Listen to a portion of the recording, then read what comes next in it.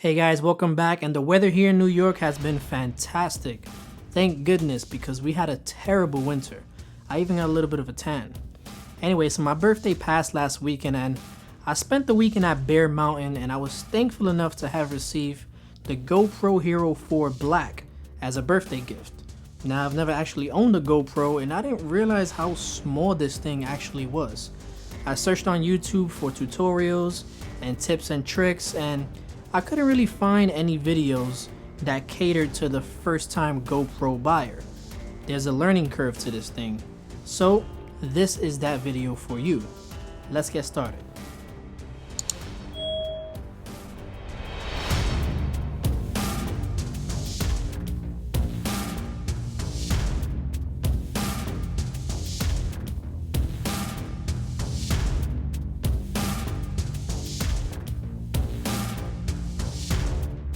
So the GoPro Hero 4 Black, along with its whole series, is a throw it in the bag kind of camera.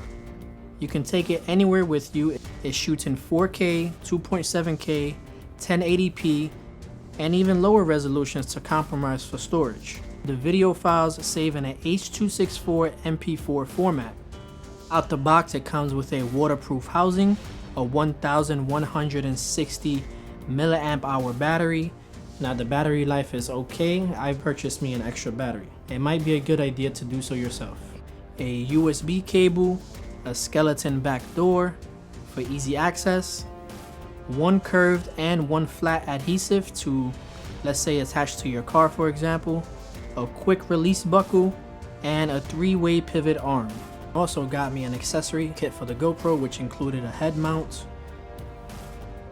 a selfie stick, a tripod mount, and a lens cleaner.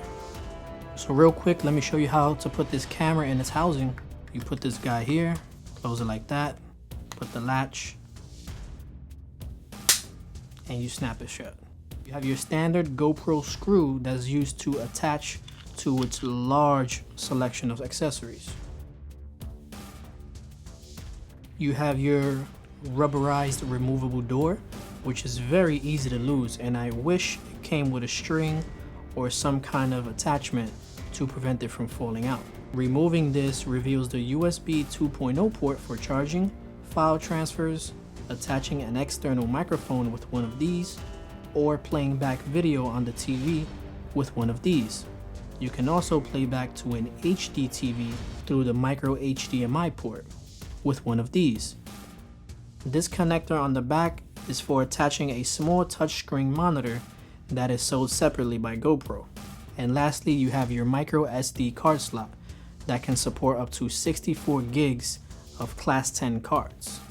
Now, Class 10 just means it writes data fast to the card. Now for the buttons, you have your mode/power button, you have your shutter button on the top, and your settings button on the side. If you hold down the power button, that will turn on the camera.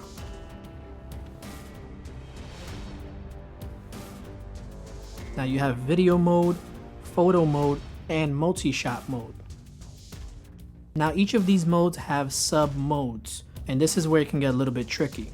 So I'll keep it as simple as possible. Now to get to the settings within a mode, press the settings button on the side of the camera. So first off, by default, you have video mode. You can change the resolution to your preference. The lowest resolution is WVGA and the highest resolution is 4K. Now you'll notice as you're switching between resolutions, there's an S. The S stands for Super View, which gives you a super wide angle perspective by stretching out the edges of the screen, giving you an immersive experience. You can adjust the frame rates as you wish, but the frame rate options vary based on the resolution that you selected. 30 frames per second video is a decent frame rate if you're undecided. Now under the video settings, you will see something that says FOV, which stands for field of view. You will also see either a M or a W, which stands for medium and wide. Only certain resolutions and certain frame rates allow you to change between medium and wide, so keep that in mind. The settings you see in this list exist throughout the camera in the other modes as well. Now, auto low light will adjust the camera for optimal performance in low light settings. It will change your field of view and it will change your frame rate. Now, spot meter. When the spot meter is on, it exposes the picture properly according to the light in the center of the frame. In other words, it takes preference for the main subject and lights it accordingly. When it's off, it exposes the frame based on the light in the entire picture. Moving down the list, you will also find a setting called Pro Tune. Now basically, Pro Tune gives the GoPro high-end camera features that you'll find in most high-end DSLRs, such as ISO, white balance, color, shutter, sharpness, and exposure. Now if you didn't understand a word I just said, just leave this off, as you don't need this feature to capture great video. Now the sub modes for video, or should I say categories, just for the sake of comprehension, are video and photo, looping, and video time-lapse. So now video and photo. What this feature does, it allows you to take pictures while you're recording video based on the interval you set it. The interval options are 5, 10, 30, or 60 seconds. Now, for example, if I choose 5 seconds, it will take a picture every 5 seconds while I record video. That is until I stop recording, of course. Now, looping. This one was a little confusing for me to understand. Now, looping mode records video based on the interval you set it, and it continues to record over that same file until you press stop. For example, if you choose 5 minutes, it will record video for 5 minutes, and if you don't press stop, it will continue to overwrite that same 5-minute file, and it'll keep looping through that process until you press stop. Therefore, you're never missing out on the moment. Not only is this convenient, but it will save a huge amount of space on your memory card. Now, when you first get your GoPro, you're gonna have to update it with the GoPro software on your Mac or PC. By plugging it in, you'll get a prompt, and it'll tell you that there's a new software update available for your GoPro. After you update it, you'll get a new feature called Video Time-Lapse, which basically it takes photos at intervals that you selected and creates a video out of it. Now it only supports 4K or 2.7K resolutions. Basically takes photos at intervals that you selected and creates a video out of it. Now of course you don't have to use this for a video camera, it's also a great picture camera too. Now by hitting the mode button again on the GoPro, you'll get to photo mode. Now in photo mode, you're able to take 12 megapixel pictures. Of course, you can change this to a lower resolution, but you wouldn't want to do that unless you're short on storage space on your memory card. So just leave it at 12 megapixels. So now, as I mentioned before, every mode has a sub mode. So for photo mode, we have continuous and night. Now what continuous mode does is it lets you take continuous pictures as long as you're holding the shutter button down, and it will stop taking pictures when you release it. The amount of pictures taken per second depends on what you chose. For example, 3 photos a second, 5 photos a second, 10 photos a second, etc. You can hold down the shutter button for up to 30 seconds. The higher the number, the more photos is taken per second. I think this should be called burst mode because that's how a lot of other cameras operate, but burst mode on this camera is a little different. We'll get into that in a little while. Alright, and now night mode. What night mode allows you to do, and this is where it gets a little technical, so pay attention, allows you to take a photo with a customized shutter speed. You can choose auto, which opens the shutter for up to 2 seconds. You can choose 2, 5, 10, 15, 20, or 30 seconds. Simply put, the longer the shutter is open, the more light the lens will capture, resulting in effects like this when pointed at moving objects. If you press the mode button, again, multi-shot mode consists of sub-modes as well, such as time-lapse, night-lapse, and burst mode. Let's start with time-lapse. So time-lapse is similar to the video time-lapse, except it doesn't save it as a video, it saves them as photos. So basically you're telling the camera take a picture every X amount of seconds. Half a second, 1 second, 2 seconds, 5 seconds, 10 seconds, 30 seconds, and 60 seconds. That is, of course, until you press stop. Now, Nightlapse mode, you can imagine what that is. It's basically night mode and time-lapse mode put together. You have a few more options for intervals here. You have 15, 20, 30, or 60 seconds, or you can do 2, 5, 30, or 60 minutes.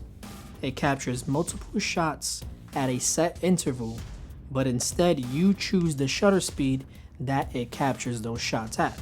So burst mode is similar to continuous mode, but lets you take up to 30 photos in 1, 2, 3, or 6 second intervals. Instead of you holding down the shutter button, you press the shutter button once and it does the rest. Your other options are take 10 photos every 1 second, take 10 photos every 2 seconds, 10 photos every 3 seconds, 5 photos every 1 second, or 3 photos every 1 second. Last mode is not really a mode, it's settings. These are the settings of the camera. The first tab says wireless.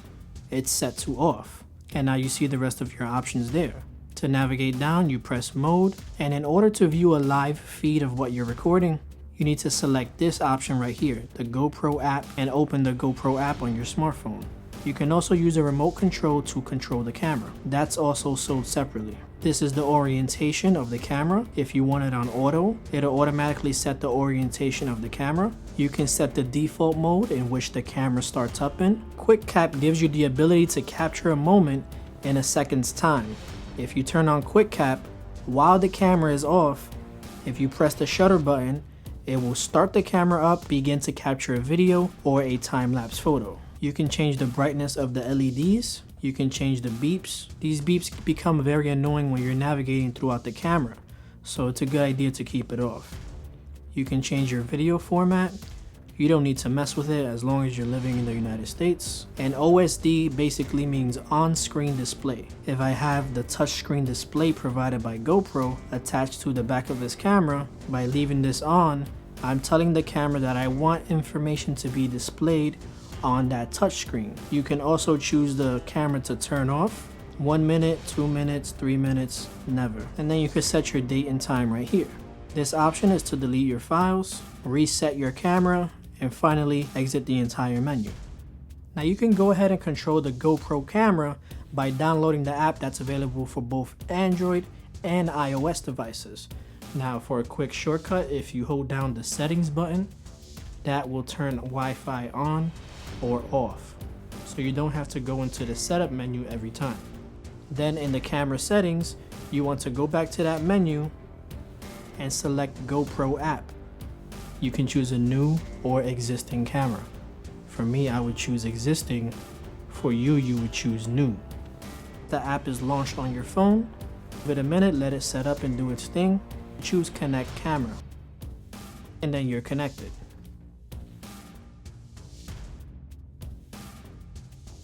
Alright guys, that wraps it up. I hope this gave somebody a better understanding of how this camera works.